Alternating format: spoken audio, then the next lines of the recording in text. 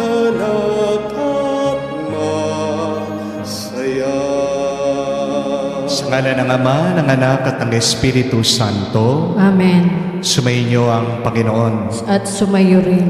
Mga kapatid, muli tayo nagpupuri at nagpapasalamat sa Diyos dahil tayo pinagkalooban ng panibagong araw, panibagong buhay. Pero kapatid, naway makinig tayo sa tinig ng Diyos at maniwala tayo sa Kanyang salita.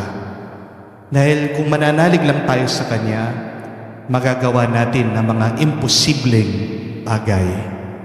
Tayo din, kaya natin makagawa ng himala sa ating buhay sa pamamagitan ng ating malalim na pananampalataya sa Diyos. Sa napakaraming beses na kung saan pinagdudahan natin ang Panginoon, naging mahina tayo sa ating pananampalataya, aminin natin ito, pagsisihan, para tayo ay makitang karapat-dapat makatanggap sa mga banal na misteryo. Hinaamin ko Sa makapangyarihang Diyos at sa inyo mga kapatid, na lubha akong nagkasala sa isip, sa salita at sa gawa at sa aking pagkukulang. Kaya sinasamo ko sa mahal na Birhen Maria, sa lahat ng mga anghel at mga banal, at sa inyo mga kapatid na ako ipanalangin sa Panginoong ating Diyos. Kaawaan tayo ng makapangyarihang Diyos, patawarin tayo sa ating mga kasalanan, at patnubayan tayo sa buhay na walang hanggan. Amen. Panginoon, kaawaan mo kami. Panginoon, kaawaan mo kami. Kristo, kaawaan mo kami. Kristo, kaawaan mo kami. Panginoon, kaawaan mo kami. Panginoon, kaawaan mo kami. Manalangin tayo. Ama naming makapangyarihan, manatili kang kapiling ng iyong sambayanan, ng iyong laging kinahahabagan at pinagbibigyan, upang ang tinampok ng iyong pamumuno at pagsubaybay ay muli mong ikalugod at panatilihin mong kinalulugod sa pamagitan ni Jesucristo kasama ng Espiritu Santo, magpa sa walang hanggan. Amen.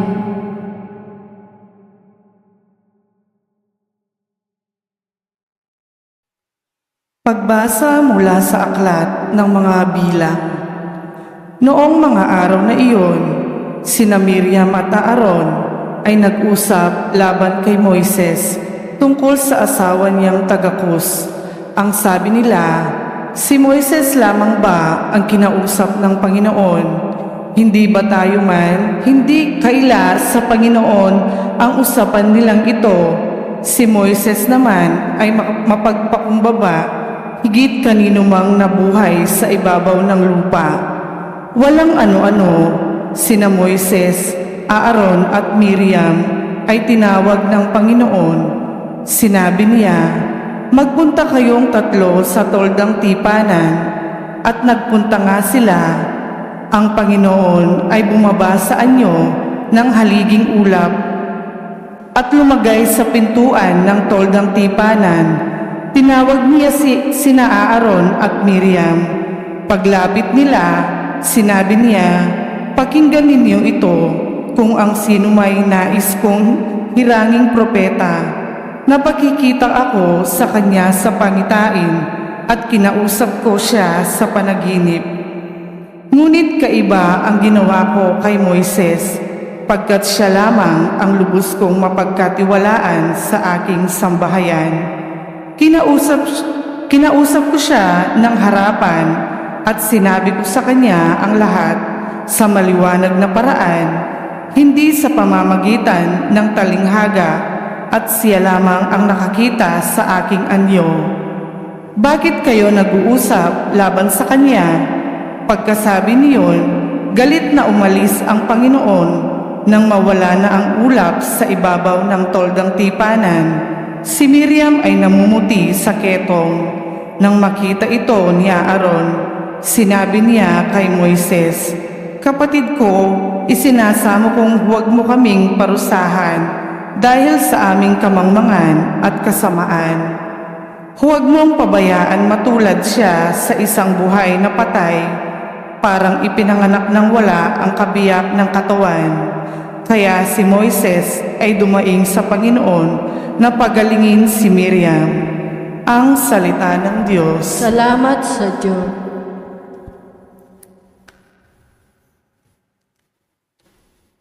Poon iyong kaawaan, kami sa iyo'y nagsisuway. Poon iyong kaawaan, kami sa iyo'y nagsisuway. Ako'y kaawaan, o mahal kong Diyos, sang-ayon sa iyong kagandahang loob. Ang kasalanan ko'y iyong pawiin, ayon din sa iyong pag-ibig sa akin.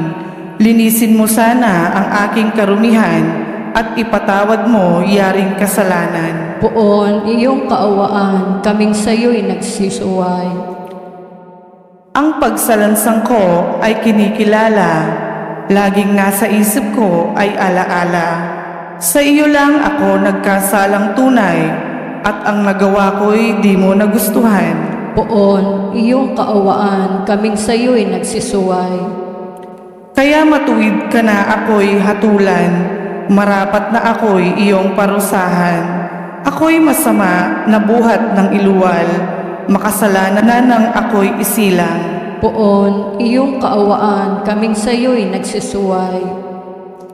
Isang pusong tapat sa aking likhain, bigyan mo, O Diyos, ng bagong damdamin. Sa iyong harap ay huwag akong alisin, ang espiritu mo ang paghahain. Poon iyong kaawaan, kaming sa iyo'y nagsisuway.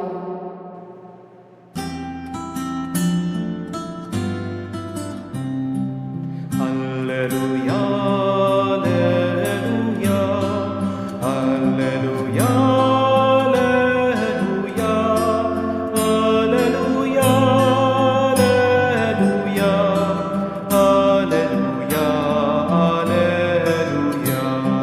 alleluia, alleluia, alleluia, alleluia. Guro, anak ng butihin ng Diyos, amang masintahin, ika'y hari ng Israel. Alleluia, alleluia. Sumainyo ang Panginoon. At sumayo rin. Ang mabuting balita ng Panginoon ayon kay San Mateo. Papuri sa iyo, Panginoon. Matapos mabusog ang mga tao, agad pinasakay ni Jesus sa bangka ang kanya maalagad at pinauna sa kabilang ibayo samantalang pinauwi niya ang mga tao. Pagkalis ng mga ito, umahon siya sa burol upang manalangin. Nag-iisa siyang inabot doon ng gabi, samantalang nasa laot na noon ang bangka at sinasalpok ng mga alon sapagkat pasalungat sa hangin. At nang madaling araw na'y sumunod sa kanila si Jesus na naglalakad sa ibabaw ng tubig. Kinalibutan sa takot ang mga alagad na makita nilang may naglalakad sa ibabaw ng tubig. Multo, sigaw nila. Ngunit agad siyang nagsalita at sinabi sa kanila, "Huwag kayong matakot, si Jesus ito." At nagsalita si Pedro, "Panginoon, kung talagang kayo yan, papapuntahin ninyo ako sa ibabaw ng tubig." Sumagot siya, "Halika." Kaya't lumunsad si Pedro sa bangka at lumakad sa ibabaw ng tubig, papalapit kay Jesus. Ngunit nang mapansin niya ang hangin, siya'y natakot at nagsimulang lumubog. "Sagipin niyo po ako, Panginoon," sigaw niya. Agad siyang inabot ni Jesus. "Napakaliit ng iyong pananalig," sabi niya kay Pedro. "Bakit ka nag-aalinlangan?" Pagkasakay nila sa bangka, tumigil ang hangin. At sinamba siya ng mga nasa bangka. "Tunay na kayo ang anak ng Diyos," sabi nila. Tumawid sila ng lawa at dumaong sa Genesaret. Nakilala si Jesus ng mga taga roon. Agad nilang pinamalita sa buong palibot ng lupang iyon ang pagdating ni Jesus, kaya't dinala nila sa kanya ang lahat ng mga may sakit. Hiniling nila sa kanya na ipahipo man lamang sa mga may sakit kahit ang laylayan ng kanyang kasuotan. At lahat ng nakahipo nito ay gumaling. Mga kapatid, ang mabuting balita ng ating Panginoon. Pinupuri ka namin, Panginoong Hesukristo. Magandang araw po muli sa inyong lahat. Magandang araw po, Father. Lahat po tayo ay may paniniwala. Lahat tayo ay meron ding pagdududa. Pero ang sikreto ng masaya at payapang buhay ay ito. Paniwalaan mo ang iyong paniniwala at pagdudahan mo ang iyong pagdududa. Believe your belief and doubt your doubt. Kapag binaliktad mo ang dalawang ito, doon ka magkakaroon ng problema. This is why we are invited in today's gospel. Don't believe your doubt and don't doubt your belief. Isa po sa kapangyarihan nating mga tao ay ang ating paniniwala. Your superpower is in your ability to believe. Nangyayari kasi ang ating pinaniniwalaan. Your belief becomes your reality. Kaya nga, sabi po ni Henry Ford, whether you believe, you can. Or whether you believe, you can't. Either way, you are correct. Palagi kang tama sa iyong paniniwala. Mabuti man ito o masama. Pero kung pinaniniwalaan mo ang iyong limitasyon, yan ang mananatili at yan ang mararanasan mo. Ikaw ang namimili sa iyong pinaniniwalaan. Huwag mong sisisihin yung ibang tao dyan sa iyong pinaniniwalaan. Ikaw ang pumili dyan kung bakit malungkot ka, kung bakit mabigat ang iyong buhay, kung bakit pangit ang iyong nararamdaman. Lahat ng yan ay nag-uugat sa iyong paniniwala. Amen? Kaya, napakahalaga na suriin natin ang ating mga paniniwala at pagdududa sa buhay. Kung masama ang iyong paniniwala, hindi ka aasenso, hindi ka aangat, at hindi ka magiging masaya sa buhay na ito. At kung pagdududahan mo ang iyong paniniwala, lulubog ka sa buhay. Tingnan niyo po, yan ang nangyari kay San Pedro sa Ebanghelyo. Dahil naniwala si Jesus sa kanya, naniwala din si San Pedro sa kanyang sarili. Kaya nakapaglakad siya sa ibabaw ng tubig. Napaka-imposible, di po ba? Pero nagawa niya ang imposible. Pero noong nakita daw ni San Pedro ang malakas na alon, ang malakas na hangin, bigla siyang nagduda. Nakalimutan niyang paniniwala ng Diyos sa kanya. Nakalimutan niyang maniwala sa kanyang sarili. Dahil mas pinaniwalaan pa niya ang kanyang pagdududa, doon daw siya unti-unti na lumubog sa dagat. Pagkatapos po, tinulungan ni Jesus si San Pedro. Ano yung sinabi ng Panginoon sa kanya? Napakaliit naman ng iyong paniniwala. Napakaliit naman ng iyong pananampalataya. Bakit ka nagduda? Tignan niyo po yung pagtatapos ng ating ebanghelyo. Kung ano din ang paniniwala ng mga taong may sakit, sabi nila, kung mahahawakan lang nila yung laylayan ng damit ni Jesus, gagaling sila. At yun po yung nangyari. They believed their belief. There was no doubt in these people why they have been healed. Mga kapatid, magandang pagnilayan po ito. Ano ba ang mga pagdududa mo na minsan mas pinaniniwalaan mo pa kesa sa paniniwala ng Diyos sa iyo? Baka sinasabi mo, hindi na talaga ako makakabayad ng utang. Forever na lang talaga akong mahirap. Kawawa ako. Kaya yan ang nangyayari sa iyo. Baka nagdududa ka na hindi na kayo magkakaayos ng asawa mo. Talagang iniwan ka na lang niya para sa iba. Sinasabi mo maaari sa iyong sarili. Matigas talaga ang ulo ng aking asawa, hindi na magbabago yan. Kaya nga yan ang nangyayari. Baka mas pinaniniwalaan mo pa na mananatili kayong broken family. Gaganda ba ang iyong nararamdaman kung ganyan ang iyong paniniwala? Baka nagdududa ka, nagagaling ka. Kaya nga kahit na uminom ka na ng uminom ng gamot, kahit na magpa-check up ka na magpa-check up sa mga doktor, hindi ka pa rin lumalakas. Baka naniniwala ka na malas ka sa buhay. Kaya nga hindi ka sumasaya, hindi gumagaan ang buhay mo. Nagdududa ka ba sa pagmamahal ng Diyos sa iyo? O baka naniniwala ka na wala ng pag-asa dyan sa buhay mo? Mga kapatid, tandaan niyo po, kung ang isang bagay ay nasa isip at puso mo, yan ang lalabas. Uulitin ko po. Kung ang isang bagay ay nasa isip at puso mo, yan ang lalabas. Yan ang makikita mo. Yan ang mararanasan mo. Yan ang magkakatotoo. If it is in your head and in your heart, then it will come to life. Kaya mag-ingat po kayo sa kinakabit nyo sa inyong isip at puso. Mas maniwala ka, kapatid, na naniniwala ang Diyos sa iyo. Amen? Kaya nga binigyan tayo ng Panginoon ng Kanyang banal na Espiritu. Kaya iniwan ng ating Panginoon ang Kanyang banal na salita para malabanan natin ang ating mga pagdududa.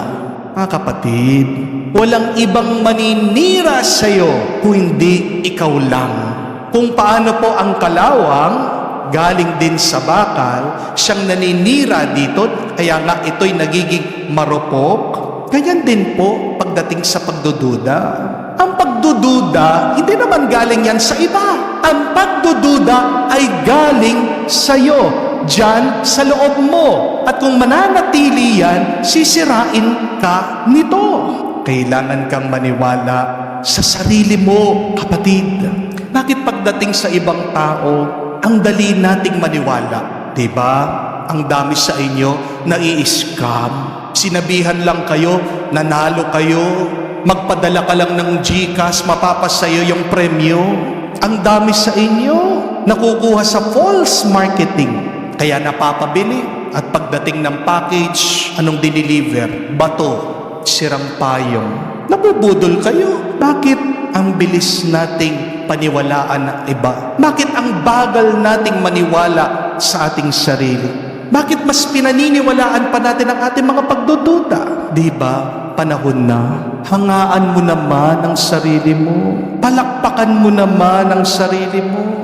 Bigyan mo naman ng tiwala ang iyong sarili. Kailan ka ba titingin sa salamin at sasabihin mo sa iyong sarili, naniniwala ako sa iyo. Umaandar ang panahon, nauubos ang oras. Sayang ang buhay kung hindi ka rin maniniwala sa iyong sarili. Amen? Ang number one fan natin ay ang Diyos. Paniwalaan mo yan. Kasi gawa ka ng Diyos, galing ka sa Diyos. Gusto ka ng Panginoon. O hindi ka mahal ng Panginoon, dapat wala ka na dito. Di po ba? Kung talagang naniniwala ka sa Diyos, ipakita mo sa pamamagitan ng paniniwala mo sa iyong sarili. Huwag kang susuko. To believe in God is to believe in yourself. Believe that God believes in you. And because you believe, you shall receive. Tandaan niyo po yan. What you believe, you shall also reap. Aanihin mo ang iyong mga pinaniniwalaan sa buhay. Kaya nga, kung naniniwala ka na hindi ka marunong, talagang hindi ka tatalino, hindi ka matututo. Di po ba? Kung naniniwala ka na hindi ka aasenso, talagang hindi ka yayaman, hindi magiging madali ang buhay. Kung naniniwala ka, walang kwenta ang buhay mo, madidepress ka talaga. Kung naniniwala ka na pangit ka, paano ka gaganda? Nangyayari ang ating mga pinaniniwalaan. Huwag mong hintayin ang ibang tao ang magsabi kung ano dapat ang iyong paniwalaan sa buhay. Makinig ka palagi sa Diyos. Ganyan kahalaga ang pananalangin at pakikinig araw-araw sa Kanyang salita. Allow the Lord to speak to you and believe what the Lord reveals to you. Makinig ka sa Diyos dahil ang kagustuhan ng Diyos para sa iyo ay mabuti, maganda at kamangha-mangha. Believe and you shall receive. Hindi ko po alam kung kilala niyo si Roger Bannister, isa pong atleta sa Amerika. Noong po mga 1950s, pangarap po niya na ma-break po niya yung world record sa running. Sa buong kasaysayan po noon ng sports, ang pagtakbo po ng 1 milya ay nagagawa lang po sa 4 minutes. Yun po ang limitasyon ng tao 1 mile in 4 minutes. Pero ang panaginip po ni Bannister ay malampasan po niya ito. Ang sabi po sa balita, araw-araw na pag-iensayo, bago daw po tumakbo itong si Roger Bannister, iniisip po ni Roger Bannister habang tinitignan po niya yung finish line, yung kanyang orasan, na makakarating siya doon in 3 minutes and 59 seconds. At noong 1954 po, nagawa po ni Roger Bannister yung imposible. Naging pinakamabilis po siyang atleta sa buong mundo dahil nagawa po niya yon in 3 minutes 59 seconds. Paano naging posible? Ang imposible, nag-umpisa sa kanyang paniniwala. My dear friends, success is an inside job. It is taking the invisible and making it visible. Sabi po ng mga scientists, hindi po mahiwalay o madistinguish ng ating utak ang ating iniisip at nararanasan ng ating mga katawan. For the brain, what we think and what we experience is the same. Kaya nga, kung nag-iisip ka na rin at naniniwala ka, bakit hindi ka mag-isip ng mga magagandang bagay? Bakit hindi ka maniwala na magagawa mo mga imposible? Magandang itanong po yan. Anong gusto mong paniwalaan para magbago at gumanda ang iyong buhay? Ano ba mga pagdududa mo ngayon sa iyong buhay na nagiging limitasyon mo? Kaya nga hindi ka umaasenso, umaangat ang pamumuhay mo. Kapatid, tandaan niyo po, naniniwala ang Diyos sa iyo. Huwag mong pagdudahan ang paniniwala ng Diyos sa iyo. Ang pinakamagandang aral. Believe your belief and doubt your doubt. Dahil walang imposible sa taong naniniwala. At ang buhay mo, magbabago yan, gaganda yan, bubuti yan kung makikinig ka unang-una sa tinig ng Diyos at kung maniniwala ka sa salita ng Diyos. Amen.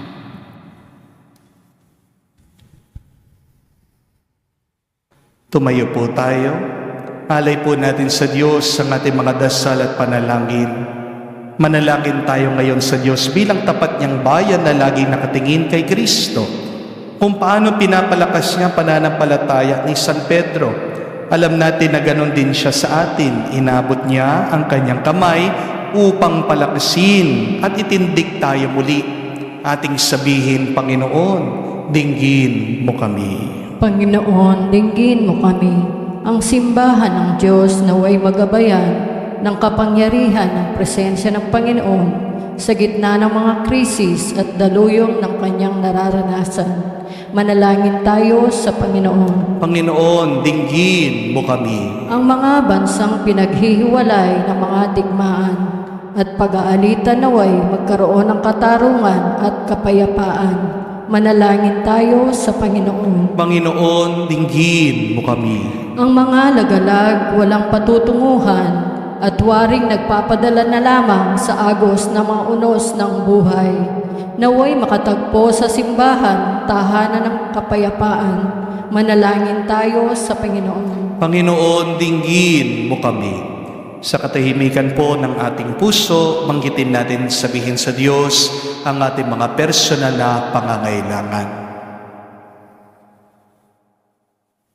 Panginoong Diyos, habang tinatanggap mo ang aming mga panalangin, bigyan mo kami ng matatag na pananampalataya at walang kupas na tiwala sa iyong anak na aming tagapagligtas. Siyang nabubuhay at naghahari kasama mo at ng Espiritu Santo magpa sa walang hanggan. Amen.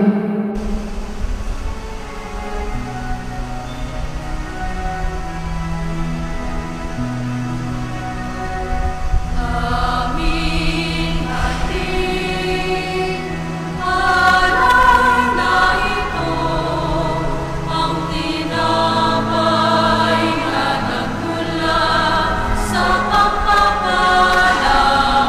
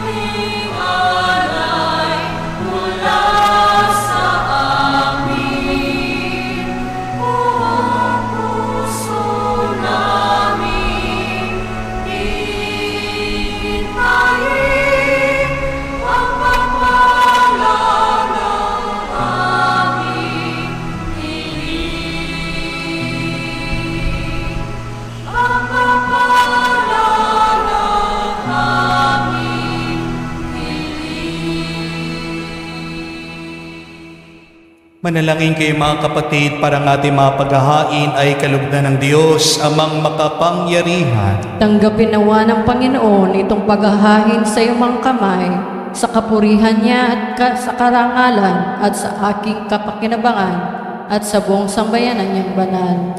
Ama naming lumikha, para mo ng awa, gawin mong banal ang mga alay namin sa iyong kalugdan, at kami gawin mong hain sa iyong nakalaan.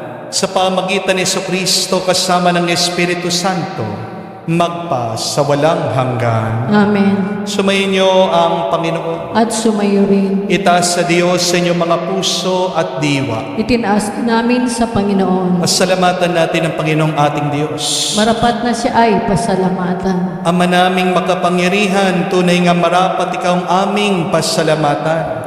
Kinalulugod mong likhain ang sanlibutan ng iyong pinagbabago at tinarangal sa pamagitan ng iyong anak na kinalulugdan, kaya't utang na loob ng iyong tinatangi at ng mga banal na kapiling mo lagi ang iyong paggiliw at pagkakandili. Kaya kaisa na mga anghel nagsisiawit ng papuri sa iyo, nang walang humpay sa kalangitan, kami nagbubunyi sa iyong kadakilaan.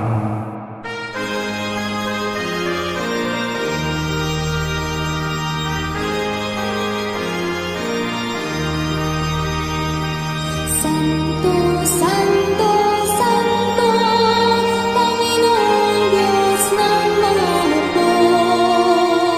Napupuno ang langit at lupa ng kadakilaan mo. Hosana sa kalitasan, pinagpala na Panginoon sa ngalan ng Panginoon. Hosana sa kalitasan, Hosana sa kalitasan. Ama naming banal, ikaw ang bukal ng tanang kabanalan. Kaya't sa pamagitan ng iyong Espiritu, gawin mong banal ang mga kaloob na ito, upang para sa amin, maging katawan at dugo ng aming Panginoong Heso Kristo. Bago niya pinagtiis ang kusang loob na maging handog, hinawakan niyang tinapay, pinasalamatan kanya, pinaghati-hati niya iyon, inabot sa kanyang malagad at sinabi, tanggapin ninyong lahat ito at kanin. Itong aking katawan na ihahandog para sa inyo.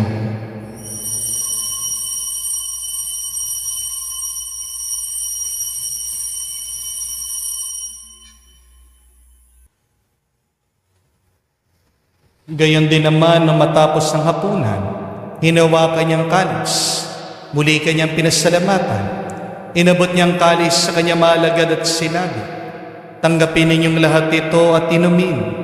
Ito ang kalis ng aking dugo, ng bago at walang hanggang tipan. Ang aking dugo na ibubuhos para sa inyo at para sa lahat. Sa ipagpapatawad ng mga kasalanan, gawin ninyo ito sa pag-alaala sa akin.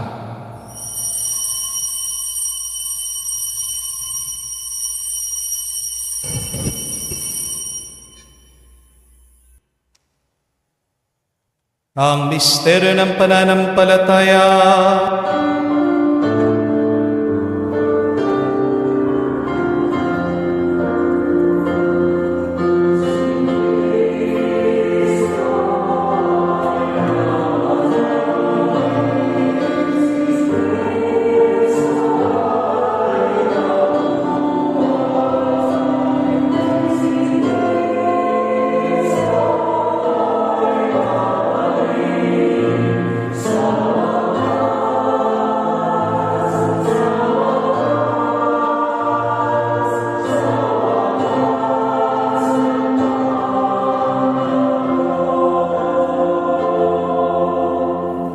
Ama, ginagawa namin ngayon ang pag-alaala sa pagkamatay, muling pagkabuhay ng iyong anak.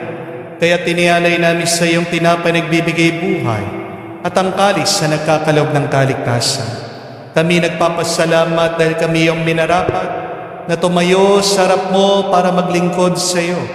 Sinasamo namin kami magsalo-salo sa katawan at dugo ni Kristo ay mabuklod sa pagkakaisa sa pamagitan ng Espiritu Santo. Amalingapin mong iyong simbahan, laganap sa buong daigdig. Puspusin mo kami sa pag-ibig. Kaisa ni Leon ang aming Santo Papa, si Florentino aming Arsobispo ng Tanang Kaparian. Alalahanin mo rin ang aming mga kapatid na nahimlay may pag-asang sila'y muling mabubuhay. Gayon din naman lahat ng mga pumanaw. Kawan mo't sila't patuloyin sa iyong kaliwanagan. Kawan mo't pagindapatin kaming lahat na makasalo sa iyong buhay na walang wakas. Kaisa na mahal na Birhen Maria, Ina ng Diyos. Kaisa ni San Jose, ang kanyang malwalhating esposo. Kaisa na mga apostol, lahat ng mga banal na namuhay dito sa daigdig na kalugod-lugod sa iyo. May pagdiwang naman namin ang pagpupuri sa kararangal mo sa pamagitan ng iyong anak, aming Panginoong Jesucristo.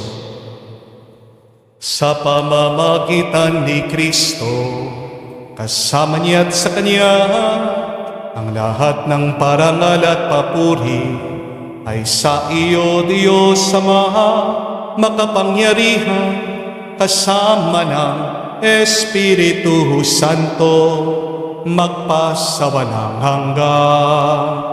Amen, Amen, Amen. Sa nakagaling na utos sa turo ni Jesus sa Panginoon natin at Diyos, ipahayag natin ng lakas, loob.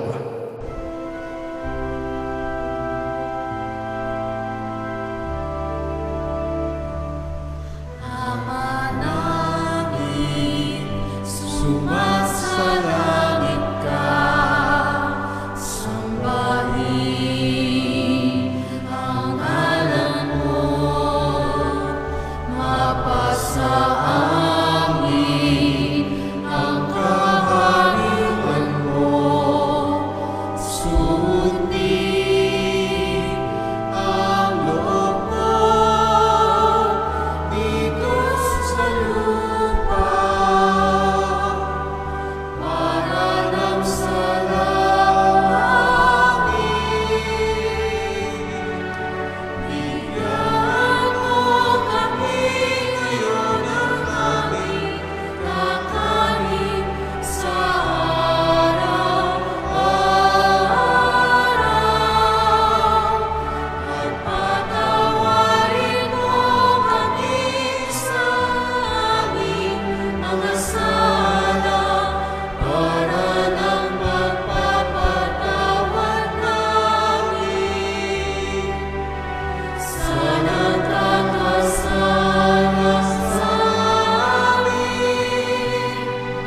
At huwag mo kami ipahintulot sa bukso, at iadya mo kami sa lahat ng masama.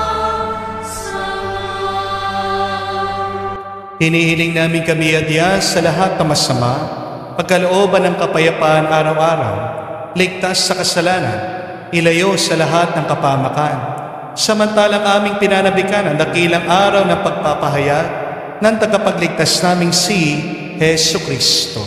Sapagkat sa iyo ang kaharian at ang kapangyarihan at ang kapurihan magpakailanman. Amen. Panginoong Jesucristo, sinabi mo sa mga apostol, kapayapaan ang iniwan ko sa inyo, ang aking kapayapaan binibigay ko sa inyo. Tungayan mo ang aming pananampalataya at huwag ang aming pagkakasala. Pagkalooban mo kami ng kapayapaan at pagkakaisa ayon sa iyong kalooban, kasama ng Espiritu Santo, magpa sa walang hanggan. Amen. Kapayapaan ng Panginoon ay laging sumainyo. At sumayo rin. Magbigayan po tayo ng kapayapaan sa bawat isa. Peace with you po. Kapayapaan po sa inyong lahat.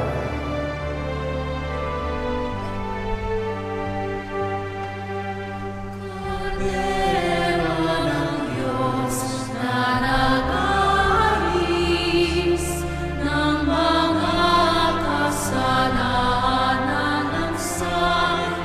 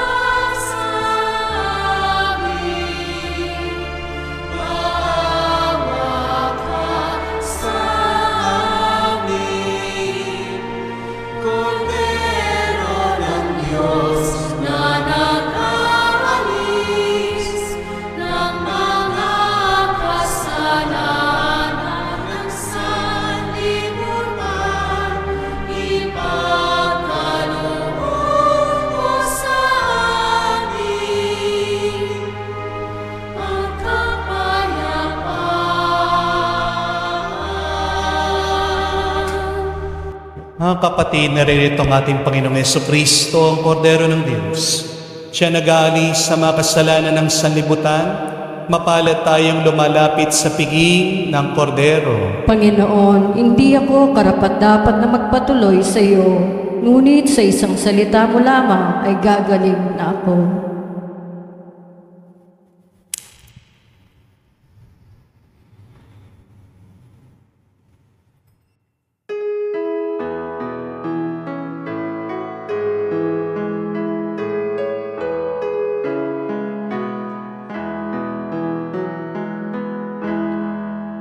Tinanggap ko ang buhay na Diyos, puso ko ay nagkalahad. Tinanggap ko ang buhay na Diyos, puso ko ay natubuan.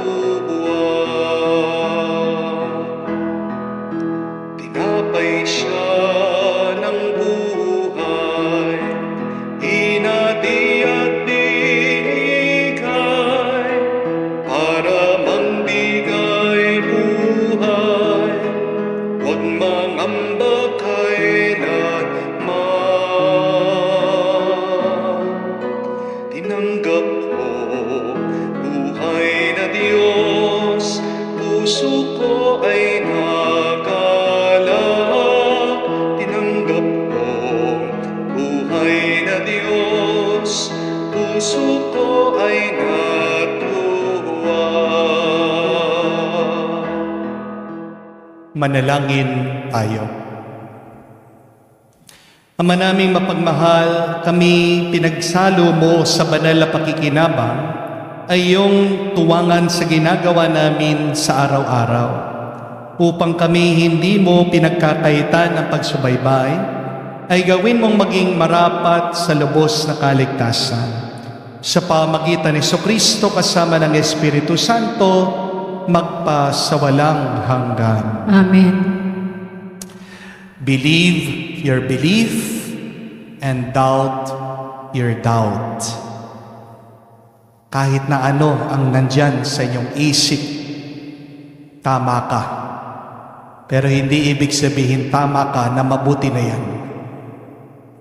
Tandaan niyo po, lahat ng inyong pinaniniwalaan ay nangyayari at nagkakatotoo. Kaya kung maniniwala ka na rin, maniwala ka na doon sa mabuti at makakabuti sa iyo at sa iba. Anong pinakamabuti? Ay yung galing sa Diyos. Kaya nga kung gusto mong magawa ang mga imposibleng bagay, una, makinig at unawain mo ang salita ng Diyos. Ano ba yung mga pagdududa mo? Isulat mo yan. Ito po ang ating assignment. We have a lot of doubts in ourselves, in our life. So please, write them down. Yung mga pag-aalinlangan mo, sulat mo. At pagkatapos mong sinulat, sunugin mo. Para maalis na yan sa iyong isip. Palitan mo ng mabuting paniniwala. Oras na para maniwala ka naman sa iyong sarili. Kung talagang naniniwala ka sa Diyos, maniniwala ka sa iyong sarili, magagawa mo mga imposibleng bagay. Diyan gaganda, bubuti, at gagaan ang iyong buhay.